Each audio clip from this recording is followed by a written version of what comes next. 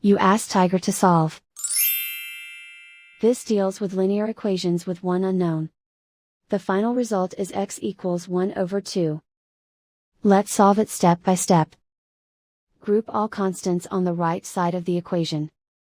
Subtract 1 from both sides.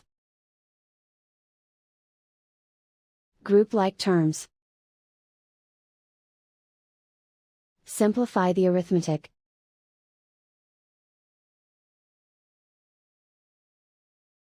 Isolate the x. Divide both sides by -2. Cancel out the negatives.